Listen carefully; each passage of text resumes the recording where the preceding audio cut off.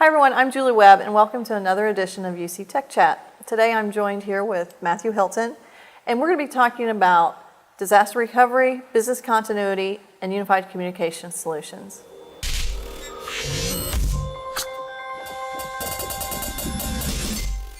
Is business continuity and disaster recovery the same thing? Well, they're often used interchangeably, but they're actually not the same thing. So I've actually heard people also use the term backups as part of, or instead of the term disaster recovery or business continuity. And in reality, business continuity is really the higher level function of making sure your whole organization can operate in some fashion during a disaster. Whereas disaster recovery is really focusing just on the information technology portion, so just the technology, what services need to be available during an outage.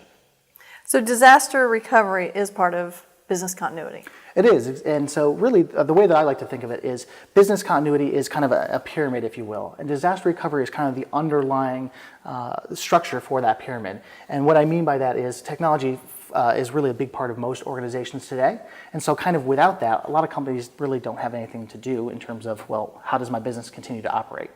And so from disaster recovery's perspective, we want to look at what services do we need during an outage.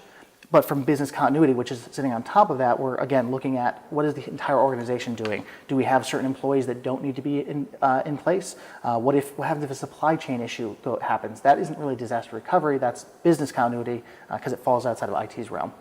So how does unified communications, or UC, fit in with business continuity and disaster recovery? Yeah, so it really, I would consider your UC solution or your PBX or your phone system to be part of the disaster recovery planning. Of course, we're also going to look at just a small version of that in our business continuity planning as well. So maybe I work for a company that really doesn't do anything over the phone, right? So we may say that in our disaster recovery plan, we don't care about bringing our phones over. That's a choice we make in our business continuity plan based on the risk of trying to set up a second phone system versus the reward of, well, we get 3 calls a day, it really doesn't matter. And so it kind of plays a part in both disaster recovery and business continuity, and it really is going to depend on the business in terms of what they decide to include. How does a company determine what should be done during an outage?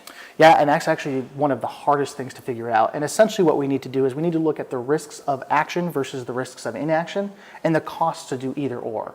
So we may find, as the phone system is a good example, the cost to set up a second location with a full phone system is way more expensive than it is for us to lose 3 or 4 phone calls during an outage. So we're taking a look at the risk, so how often might that occur? We're going to determine that, and then we're going to figure out the cost of implementing the solution in whatever form we decide, whether it's a smaller phone system or the same that we have in our normal office.